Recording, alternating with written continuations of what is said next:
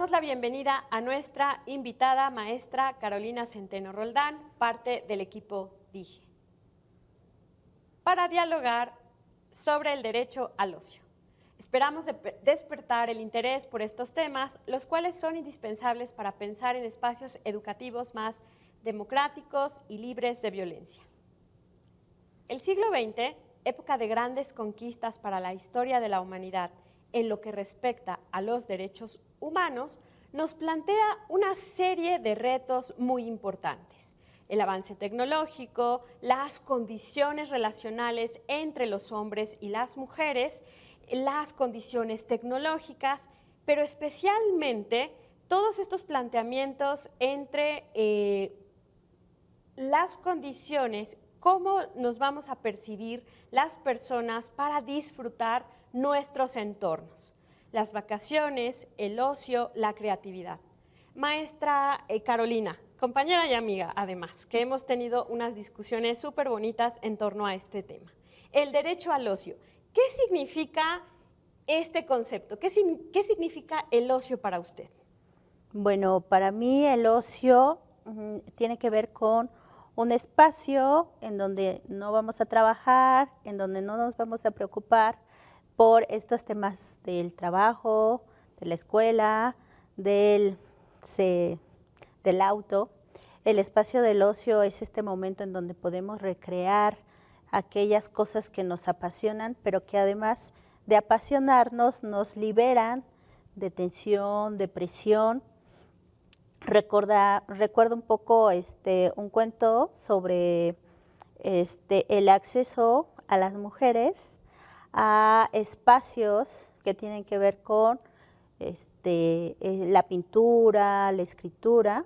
Este cuento se llama El tapiz amarillo y en donde habla de una mujer que después de haber tenido a su bebé, se le conoce ahora como una depresión postparto, y sin embargo ella tenía un marido que era doctor, y estamos hablando de un cuento del siglo XIX, recreado en el siglo XIX, y se le prohíbe pintar, se le prohíbe leer y se le prohíbe escribir.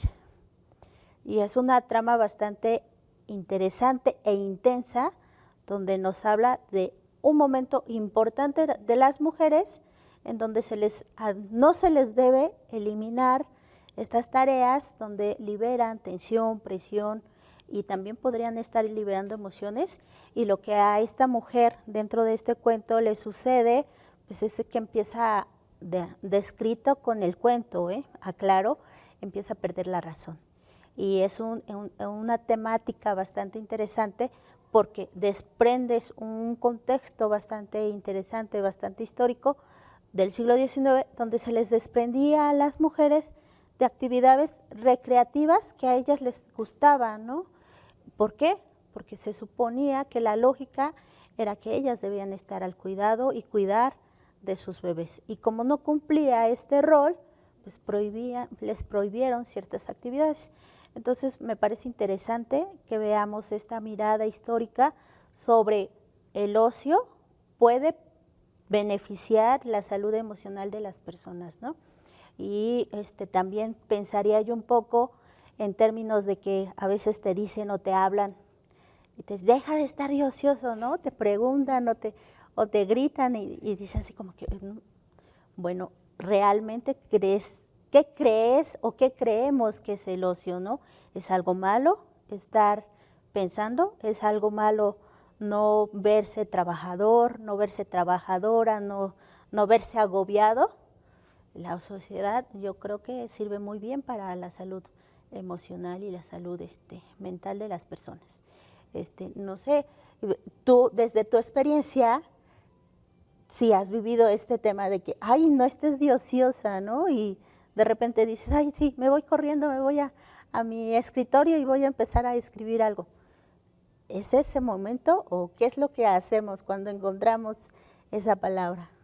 Pues yo te escucho con atención y en términos relacionados como ocio, aburrimiento, ociosidad, y cuestionarnos si estamos aburridos, aburridas, o solamente estamos descansando, o qué hacer con tanto tiempo libre, y que ahora todo este tiempo que pudiéramos estarlo utilizando para vaciar un poco el pensamiento y vaciar un poco el cerebro y poder tener un poco de tranquilidad para poder continuar con nuestras tareas cotidianas, qué tan necesario se antoja este momento de ocio para replantearnos lo que sigue en el día a día, ¿no? El ocio, la ociosidad como algo negativo en nuestra vida y que además en nuestra cultura mexicana tenemos mucho el arraigo del trabajo, la importancia del trabajo, lo relevante que es para nuestra sociedad estar ocupado, la ocupación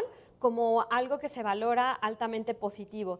Y tenemos tantas distracciones, los dispositivos tecnológicos, el correr de un lado a otro, tomar el transporte, llegar a tiempo, una agenda tan apretada. ¿Cómo se valora el ocio, la ociosidad? ¿Hasta qué punto el aburrimiento empieza a tener un lugar en nuestras vidas y empieza a tener un sentido ya como de algo valioso? ¿Cuál es su opinión, maestra, sobre la valoración positiva del ocio? Pues sí, como un derecho, incluso como un valor. Bueno, yo creo que el ocio como un valor es algo que debemos enseñar a todas y todos, porque precisamente este momento no podemos definir la vida, ¿no? Por tiempos, el tiempo del trabajo, el tiempo de la escuela, el tiempo. Y últimamente he escuchado este modelo de no procrastinar. Entonces dices, bueno, el no procrastinar significa estar siempre ocupado, siempre a la deriva de algo que sea productivo, y olvidas esta parte en donde sí, si yo me permito un espacio de relajación, entonces estoy procrastinando.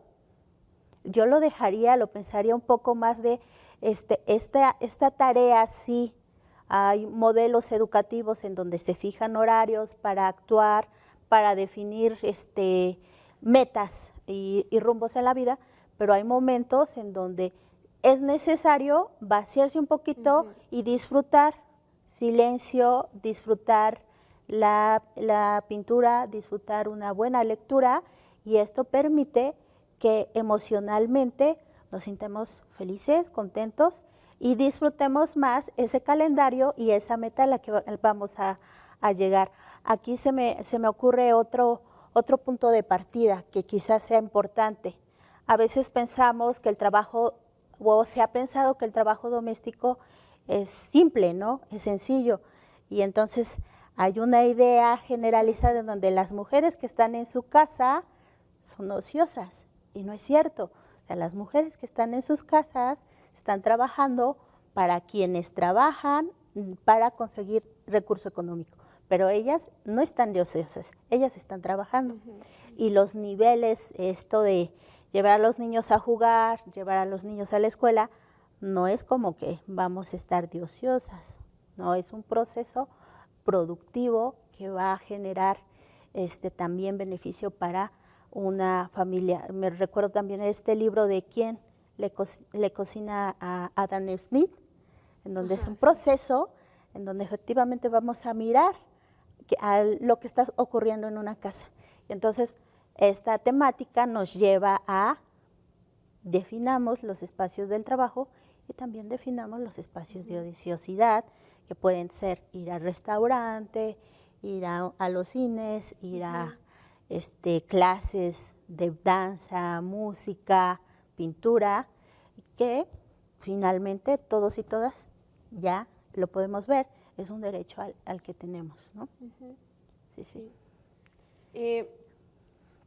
El ocio ha pasado a ocupar un sitio valorado en la sociedad debido a múltiples factores como el aumento del tiempo libre, la reducción de las jornadas laborales, la democratización de la vida cultural, deportiva, turística, la aparición de nuevas actividades, la oferta del ocio y, por supuesto, debido a la importante dimensión económica y comercial de este fenómeno. Sin embargo, cuesta. Tenemos que pagar hasta cierto punto para tener acceso a este sector que es de servicios. ¿Qué pasa con quienes no pueden tener acceso de manera tan inmediata? ¿Qué papel, cuál es la función social de los parques, de los espacios abiertos, del complejo cultural universitario como en el que estamos ahora, donde las personas pueden pasar, pueden caminar por acá, ver una exposición como la que tenemos actualmente aquí en nuestra galería, que tenemos cuentacuentos los fines de semana, que tenemos la sala de arte, o que pueden venir a tomar un café con costos relativamente accesibles, o podrían venir con su lunch o su picnic aquí a hacer su actividad de descanso, una desconexión rápida el fin de semana, ¿no? El Parque del Arte, el Parque Metropolitano, las explanadas que hay aquí en esta zona cercana. ¿Será que solamente son accesibles para las personas que viven en esta área o también hay otros espacios que no nos hemos atrevido a explorar y solamente tienen que ser estos que están cercanos pues a estos territorios? Bueno, también podríamos pensar un poco en la definición de los espacios con perspectiva de género, porque tiene que ver que culturalmente qué estás exponiendo más y en qué público te estás preocupando.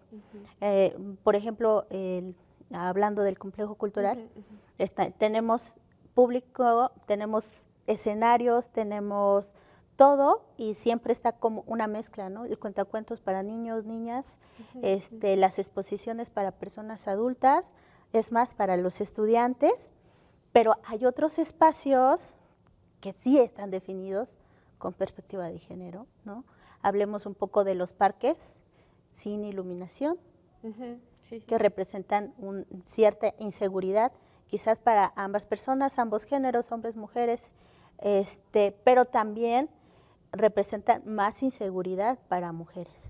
Entonces los espacios tienen que mirarse, si vamos a pensar en espacios de ocio, tienen que mirarse con estos niveles en donde van a figurar la importancia que van a tener para hombres y para mujeres en estos lugares, cómo se van a recrear, también los horarios, porque es muy importante los horarios para qué tipo de público se están llevando, ¿no? Un público con auto en horarios muy nocturnos, un público con menores recursos, que son entradas gratuitas, las noches de museo, que mensualmente están abriéndose los museos. Bueno, he visto de todo en estas noches de museos, niños, niñas, grupos de alumnos entre prepas, universitarios, que seguro maestros y maestras los envían ahí. Pero sí se ve esta dinámica de ocio, porque ya les interesó esto, pero además están agrupando, porque ahorita que salgamos vamos a pasar al café, ¿no? O vamos a pasar a tal lugar, y ese es un proceso en donde se reconoce y nos podemos apropiar de los espacios. Entonces, hombres y mujeres, podríamos estar apropiándonos de nuestros espacios y podríamos estar accediendo a este tipo de derechos tan importantes, ¿no? Y simbólicos, porque además pensemos históricamente, la huelga de Cananea representa el trabajo de hombres y mujeres, de niños y niñas, o sea, edades de 8 a 11 años, en donde niñas y niñas están representadas en fotografías donde eran obreros, en textiles, en la, ¿cómo se llama esta?, donde desgranaban, o sea, todo hay un proceso. Esos niños y esas niñas del siglo pasado, pues ahora ya no están, y ahora tenemos que acceder a este derecho, ¿no? Y ver que esa lucha, por ejemplo, la lucha de la Revolución Mexicana, generó el acceso a educación, a que ya no hubiera trabajo infantil, a que se redujeran las horas, jornadas de trabajo, porque además en ese periodo eran aprendices y los padres llevaban a sus hijos e hijas a un maestro en oficio, panadero, carpintero, el cantero, y prácticamente vivía ahí, y ahora no, o sea, ya se ha transformado esta dinámica, y creo que es bien importante recordar y rememorar que pues vamos avanzando poco a poco en este proceso y en este acceso a la educación, al trabajo, pero también al tiempo libre. Sí. El siglo XX, fue el siglo de la consolidación, de la organización de los derechos humanos. La Declaración de los Derechos Humanos de 1948 hace una clara referencia al ocio en su artículo 24, cuando señala que toda persona tiene derecho al descanso, al disfrute del tiempo libre, a una limitación razonable de la duración del trabajo, a vacaciones periódicas y pagadas. En el artículo 27, en el primer párrafo, cuando sigue afirmando que toda persona tiene derecho a tomar parte libremente de la vida cultural de la comunidad, a gozar de las artes y a participar en el progreso científico y en los beneficios que de él resulten. El ejercicio del derecho al ocio implica tomar esos espacios. Ahora que mencionabas esto, Carito, de los niños y de las niñas que eran aprendices en las fábricas, justamente existe ahora la Constancia, que era estas fábricas textileras, y que ahora resulta que son centros culturales. Ahí se mudó hace ya muchos años la fonoteca, y me parece que ahí está esta galería, que es la galería donde hay una exposición de los instrumentos musicales, Claro, y claro. Algo del juguete. Sí, Entonces, el además Museo es del un Juguete. parque, y podemos ir a la fonoteca y ver esta historia de las marionetas y de los juguetes y conocer ese espacio. Lo que hace un siglo fue una fábrica, ahora es un espacio de recreación. Pero todos estos derechos, como bien nos lo indica la historia, se pueden perder. No son absolutos. Aunque son inalienables, se pueden perder porque los dejamos de ejercer. Entonces, en México nos ha costado mucho trabajo entender que el ocio es un derecho que hemos ganado, pero que se va a perder en tanto que no nos hemos apropiado de esta premisa, y que vamos despreciando esto que necesitamos también, como descansar. Y lo tenemos que ejercitar todos los días, pues nuestras 8 horitas, pues, pero también lo tenemos que ejercitar periódicamente. O sea, las vacaciones son un derecho. Y nos cuesta un montón de trabajo desconectarnos, soltar el celular. Pareciera un chiste, pero hay una dependencia tecnológica, y eso es también una dependencia que implica poder empezar a perder este derecho que tanto trabajo nos ha costado alcanzar. Sí, fíjate que me haces pensar en este momento. Hay dos modelos, ¿no? Tengo vacaciones o tengo vacaciones y me busco un trabajo para completar. Es una cuestión económica también. Tiene que ver con el deseo, ¿Que el el no saber acceso. descansar? No el no saber descansar, sino el que tú como persona, en este momento, las exigencias económicas te llevan a eso. Y por eso dices, es que este derecho lo podemos perder, pero está en cada una y uno de nosotros, qué podemos permitir que se pierda y qué podemos no. En algunos grupos de compañeras y compañeros a los que estoy inscrita, siempre está como el fin de semana, ya nos vamos, y al principio era bien emocionante porque eran el grupo de 10 compañeras, compañeros, se anotaban, y como ha ido pasando el tiempo, estas 10 personas terminan siendo 3. Entonces, ¿qué pasó con este otro grupo de 7 personas que ya no pueden salir de vacaciones? Y estamos en los mismos grupos, en los mismos trabajos, ¿no? ¿Qué pasó? Sí, cierto. Precisamente, tú lo dices, ¿qué está ocurriendo? Nosotros estamos haciendo que se pierda este momento de vacación y lo pondría yo en la mesa, ¿no? ¿Es una cuestión económica? O también podría suceder que en este proceso, pues, diga, no decidí irme a otro lugar, ¿no? O es una forma de conocer. O sea, no quiero decir lo que quiero decir es una forma es sabiduría, es cómo ejercemos el derecho. Tenemos el conocimiento, la sabiduría para poner sobre la mesa esta manera de ser frente a nuestros derechos. No solo es la lucha por la lucha, sino es otro tipo de apropiación del derecho.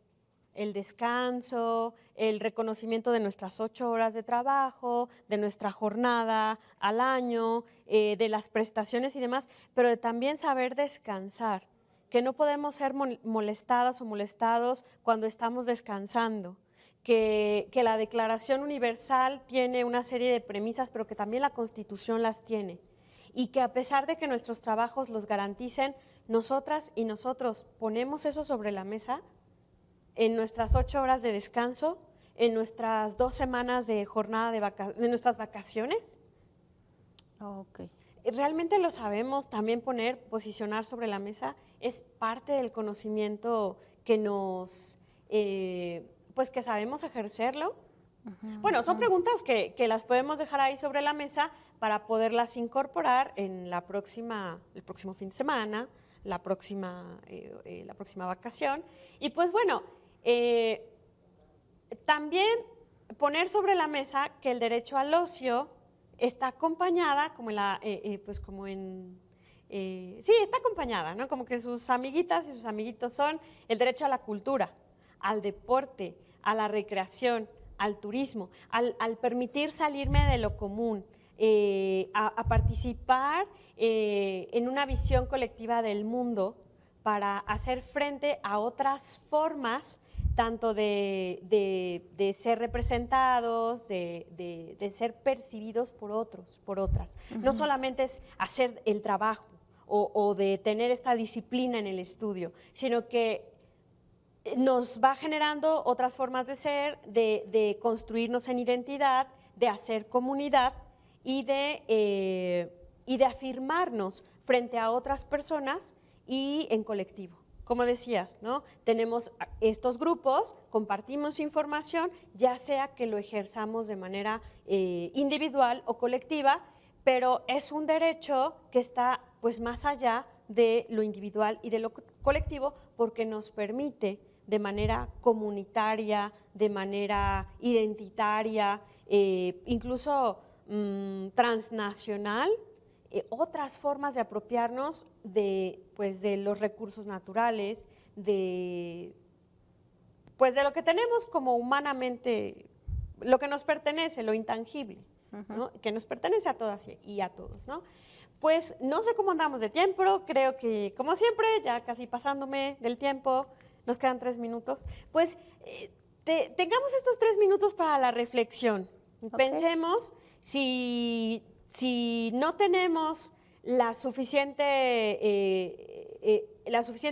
condición económica para salir de vacaciones, ¿qué puedo hacer a mi alrededor? Ir a un parque, ver una peli, aprender a tejer, ponernos el reto de hacer cosas distintas para poderme desconectar, ¿no? No solo es trabajar en casa, sino desconectarme en casa, pensar algo distinto, hacer un juego de mesa, que me permita descansar, dormir 1 hora más. ¿Qué se te ocurre? No, a mí se me ocurre que también deberíamos pensar un poco, ahora que lo dices, en este proceso de me voy a desconectar en casa, también dejar de fijar esta visión de que las vacaciones bonitas son irse a Acapulco, exacto, las vacaciones ideales son irse a París, o las vacaciones soñadas son etc., etc., etc. Entonces, realmente apuntalar lo que uno es y lo que uno tiene y efectivamente desconectarse en este sentido, desconectarse de aquellos ideales, de aquellos estereotipos y de aquellas modelos que la mercadotecnia nos está solicitando, ¿no? Entonces yo agradezco mucho, Ruth, que me hayas invitado. Es un buen acuerdo.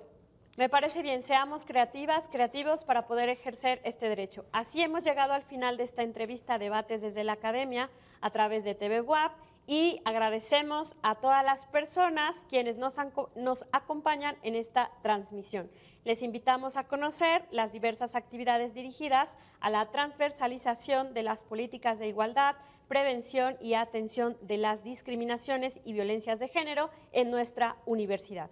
Síganos a través de la página web de la DIGE, dige.wap.mx, en redes sociales, a través de Facebook, DIGE-WAP, Twitter, @DIGE-WAP. Muchísimas gracias. Hemos llegado al final de este programa. Agradecemos su compañía. Hasta pronto.